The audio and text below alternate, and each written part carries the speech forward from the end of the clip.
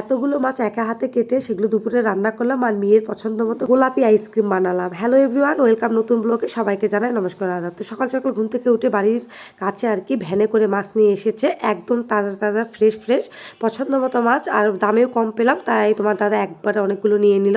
তো এগুলো তো কাটতে আমার অবস্থা একদম শেষ। সকালে নাস্তা টাস্তা খেয়ে এগুলো কাটতে বসেছে। আগে আঁশগুলো ছাড়িয়ে নিয়েছি, আর এই ছোটো মাছগুলো কাটতে আমার খুবই কষ্টকর লাগে, কিন্তু আমি এই যে থালা বাসন মাজার যে মাজনিগুলো থাকে সেগুলো দিয়ে ঘষে ঘষে আমি একদম আঁশগুলো ছাড়িয়ে নিই। আর বড় মাছগুলো যে মানে মাছের আঁশ তোলা যে মেশিনটা পাওয়া যায় সেটা দিয়ে উঠিয়ে নিয়েছি। এখন আস্তে আস্তে করে কেটে নিব। তো আস্তে আস্তে করে কাটতে আর কি সুবিধা হচ্ছিল, তাও কাটতে কাটতে পুরো 1.5 ঘন্টা লাগছে, কারণ আমি মাছ কাটাতে খুবই মানে পারি না বলতে গেলে, অনেক লেজি। আর মাছ কাটতে আমার খুব কষ্ট লাগে, মানে আমি যদি মাছ কাটার জন্য একটা লোক রাখতে পারতাম আমার জন্য ভালো হতো আর কি। তো যাই হোক গাইস, দেখো এখন আস্তে আস্তে সবই পারি। কি কত সুন্দর করে কেটে কুটে একদম পরিষ্কার করে ধুয়ে নিয়েছি। এখন কিছুটা ফ্রিজে রেখে দিয়েছি আর কিছুটা রান্না করব। তো এখানে দেখো আমি বেগুন দিয়ে রান্না করব হচ্ছে তেলাপিয়া মাছ, আর এখানে কিছু মুরগির মাংস আর চামড়া ছিল সেটা দিয়ে ছোলার ডাল রান্না করব, আর এটা ছেলের খিচুড়ি রান্না করব। এই জন্য অনেকগুলো সবজি কেটে রেখেছি। প্রায় অনেকদিন পর তেলাপিয়া মাছ আর কি বাসায় আনা হলো, তাও তাজা ছিল বলে মাছগুলো আমরা কিনে নিলাম। আর অনেকদিন খাওয়া হয় না, আর খেতেও ভালো ছিল, আর তাজা ছিল, খেতে ভালোই লেগেছিল। তো দেখো তাজা মাছ ভাজতে গেলে তো আমার বরাবরই এরকমই অবস্থা হয়, এই জন্য আমি একটু লাল লাল করে বেশি করে ভেজে নিয়েছি। তো এই যে নামিয়ে নিলাম, এখন আমি বেগুনগুলোও ভেজে নেব। আর আমি আলু বেগুন দিয়ে যখনই যে কোনো রেসিপি রান্না করতে গেলে আমি বেগুনগুলো আলাদা করে ভেজে নিই, এতে আমার কাছে তরকারি ফ্লেভার টেস্ট দুটাই ভালো লাগে। আর এখানে দেখো আলুটাও সুন্দর লম্বা লম্বা করে কেটে নিয়েছি। এরপর পেঁয়াজ দিয়ে দিলাম, আর এখানে একটু কালো জিরে দিয়ে দিয়েছিলাম। আগে দিয়ে নাই, পরে মনে পড়লো পরে দিয়ে দিলাম। এখন হলুদ লবণ দিয়ে ভেজে নিয়ে এখন মশলা দিয়ে দেখো সুন্দর করে কষিয়ে নিলাম, ঝোল দিয়ে দিলাম। এখন ঝোলটা ফুটে ওঠার আগেই আমি এটা দিয়ে দিলাম, কারণ একটু মাখা মাখা ঝোল রান্না করব, আর বেশি নাড়াচাড়া করব না, কারণ বেগুনগুলো ভেঙে যাবে। তো দেখো ফাইনালি নামিয়ে নিয়েছে, কত সুন্দর লাগছে আর খেতেও মজাদার ছিল। এদিকে ছোলার ডাল আমি সিটি দিয়ে রেখেছিলাম প্রেসারে, ছোলার ডালগুলোতে পোকা ধরে যাচ্ছিলো, তো ভাবলাম রান্না করে নিই। আর এদিকে তো মুরগির চামড়া আর কিছু মুরগির পিস ছিল, কারণ আমার হাজবেন্ড মুরগির চামড়া একদমই পছন্দ করে না, আমার আবার ভালো লাগে। আর আমি অন্য কোনো চামড়া খাই না, কিন্তু পোলট্রি মুরগির চামড়াগুলো আমার ভালো লাগে। আর এটা কিন্তু ব্রয়লার মুরগি ছিল। তো দেখো আমি পেঁয়াজ রসুন দিয়ে মাংস যেভাবে রান্না করা হয়, আমি চামড়া আর ছোটো ছোটো কোনো পিস কিছু মাংস দিয়েছিলাম, যেগুলো সলিড পিস ছিল। তো সুন্দর করে কষিয়ে নিলাম, আর কষিয়ে নেওয়ার পরে এই যে দেখুন যখন তেল বেরিয়ে এসেছে খুবই সুন্দর লাগছিল, মনে হচ্ছে যে এভাবে খাওয়া যাবে। তো আর একটু কষাতে দিলাম যেন ওইভাবে সিদ্ধ হয়ে যায়। আর এদিকে ছেলের খিচুড়িটা রান্না করব। এখানে অনেক প্রকার আমি দিয়েছি, সবজি দিয়েছি যা যা গরমকালে পাওয়া যায়, একটু ঘি দিয়েছি। আর এইভাবে করে কিছুদিন যাবৎ আমি ছেলেকে খিচুড়ি খাওয়াচ্ছি। আর ওটা ভাজতে দিয়ে আবার এখানে ডাল দিয়ে দিলাম, ডাল দিয়ে একদম ঝোল দিয়ে দিব। আর এখানে আমি পোলায় চাল আর ডাল আমি ছেলের খিচুড়িতে অ্যাড করেছি, কারণ পোলায়ের চাল দিয়ে খিচুড়িটা রান্না করলে একদম নরম সফট হয়, আর গোটা গোটা থাকে না।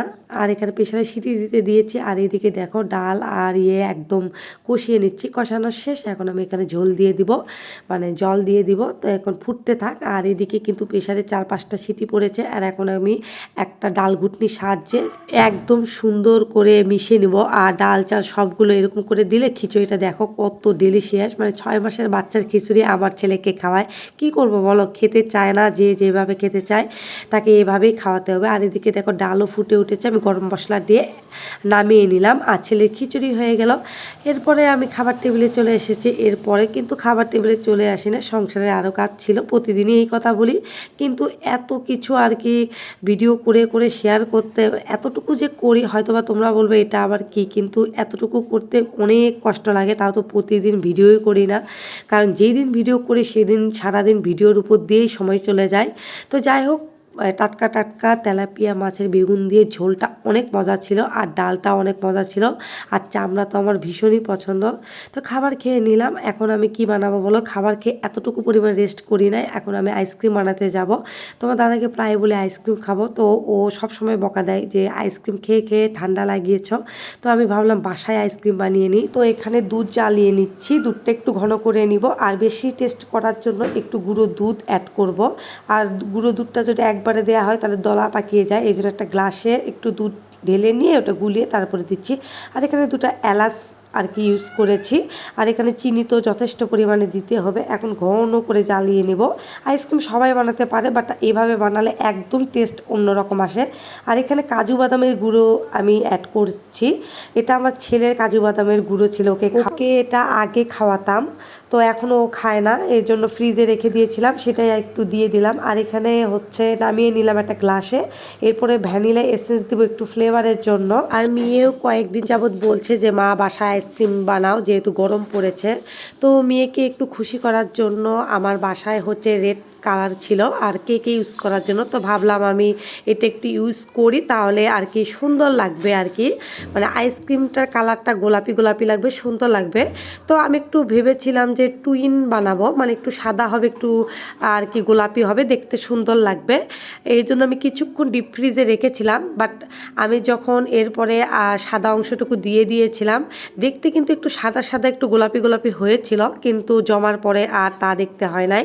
তো এই যে দেখো আমি রাত্রে এটা দেখতেছি, রাত তখন 9টা বাজে, তাও অনেকটাই জমে নাই। আর আমি হচ্ছে কিছুক্ষণ যখন অর্ধেকটা জমে গিয়েছে তখন আমি এই পাইপগুলো বসিয়ে দিয়েছিলাম। আর আইসক্রিম তৈরি করা থেকে শুরু করে সব সময় মেয়ে বলছে যে মা হয়েছে মা হয়েছে, কিন্তু আইসক্রিম ফাইনালি অনেকক্ষণ লেগেছে। আর এটা পরের দিনের ভিডিও, মানে আইসক্রিম তৈরি করার পরের দিন ভিডিও, তখন 11টার মতো বাজে।